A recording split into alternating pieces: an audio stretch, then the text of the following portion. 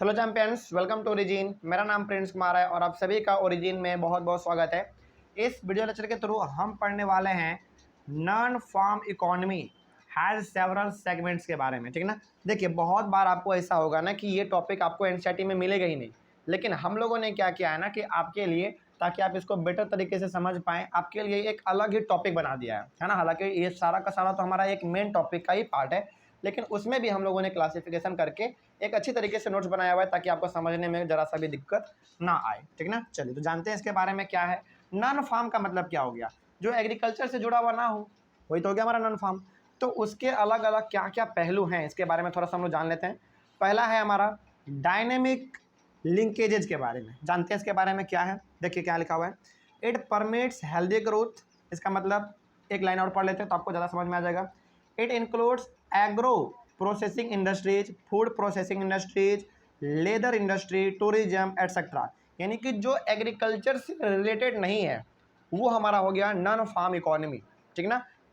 For example, जैसे agro processing industry, जैसे हमारे जो एग्रीकल्चर प्रोडक्ट होते हैं, यदि हम लोग उसको फैक्ट्री में जाके उसको प्रोसेसिंग कर देते हैं, कोई नया चीज़ बना देते हैं, तो क्या वो एग्रीकल्चर के कैटेगरी में आएगा? क्या नहीं, वो एग्रीकल्चर के कैटेगरी में नहीं आएगा। वो हमारा आ जाएगा सेकेंडरी सेक्टर में, यानी कि मैन्युफैक्चरिंग सेक्टर के अंदर में वो आ जाएगा। तो जो एग्रीकल्चर से रिलेटेड नहीं है वही हमारा हो गया नॉन फार्म। ठीक ना। तो नॉन फार्म में हमारे आते हैं एग्रो प्रोसेसिंग इंडस्ट्री, यानी कि एग्रीकल्चर के सामानों से उसको प्रोसेसिंग करके उसको बदल के उसका रूप चेंज कर देना, कुछ नया चीज़ बना देना। जैसे गेहूं है तो गेहूं से बिस्किट बना देना, है ना, अलग अलग चीज़ है। गेहूं है उससे मैदा बना देना, इस प्रकार का। ठीक ना। फिर फूड प्रोसेसिंग इंडस्ट्री, भोजन बनाने वाला, जो फॉर एग्जाम्पल ये देखा जाए जोमेटो, है ना, ये सब हमारा क्या है, स्विगी, ये सब क्या है, फूड प्रोसेसिंग इंडस्ट्री तो है। तो ये क्या है, नॉन फार्म एक्टिविटी है, इसमें एग्रीकल्चर जुड़ा हुआ नहीं है, यानी कि ये पूरी तरीके से जो है ना एग्रीकल्चर से अलग है। लेकिन हाँ, एक बात याद रखिएगा, इसमें जो भी हमारे सामान लगते हैं, जो भी सबस्टांस इसमें लगते हैं, वो सारे के सारे एग्रीकल्चर से ही होते हैं। ठीक ना। लेकिन हाँ, एग्रीकल्चर से ये थोड़ा सा अलग होता है। उसके बाद लेदर इंडस्ट्री हो गया हमारा, चमड़े का इंडस्ट्री हो गया हमारा, टूरिज्म हो गया, घूमना फिरना, ये सारा क्या हमारा नॉन फार्म इकोनॉमी है, यानी कि इसमें एग्रीकल्चर का उतना ज़्यादा रोल नहीं है। तो वही यहाँ पे सबसे फर्स्ट पॉइंट में लिखा हुआ था कि इट परमिट्स हेल्दी ग्रोथ, और इन सभी का भी हमारे समाज में, हमारे इकोनॉमी में होना ज़रूरी है, क्योंकि आप केवल और केवल खेती बाड़ी करके अपने कंट्री का तरक्की नहीं कर सकते हैं, इन सभी का भी होना बहुत ज़्यादा ज़रूरी है। ठीक है ना। चलिए आगे बढ़ते हैं। फिर उसके बाद क्या है, सब्सिस्टेंस क्या है, इसके बारे में देख लेते हैं।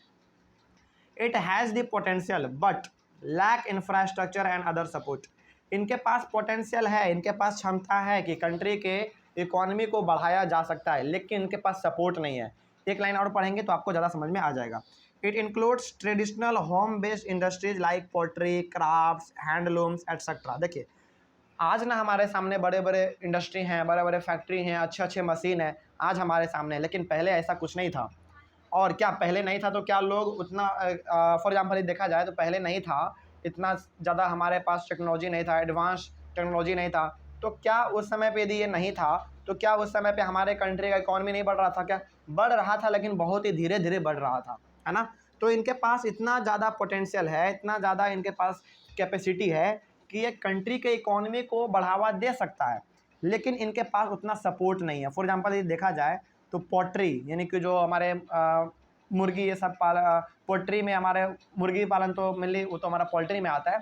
पोल्ट्री में हमारा हो गया, फॉर एग्जांपल देखा जाए तो घड़ा बनाना, है ना, गुल्लक बनाना, दिया बनाना, वो सारा हमारा क्या है, पोल्ट्री का ही तो एग्जाम्पल है ना। उसके बाद फिर यदि और हट के देखा जाए तो हमारे यहाँ पे फिर से मुर्गी पालन भी होता है। ये सब हमारा क्या है, इनमें इतना ज़्यादा पोटेंशियल है। उसके बाद थोड़ा और देख लिया जाए, क्राफ्ट हमारा है, हैंडलूम हमारा है, यानी कि जो हाथ से बनाने वाला सामान है, क्राफ्ट है, अलग अलग प्रकार का डिज़ाइन हम लोग बना लेते हैं हाथ से। इनके पास क्षमता है कि इकोनॉमी को बढ़ावा दिया जा सकता है, लेकिन इनको सपोर्ट नहीं मिल पाता है ना। इनको सपोर्ट नहीं मिल पाने के कारण ये पीछे रह जाते हैं।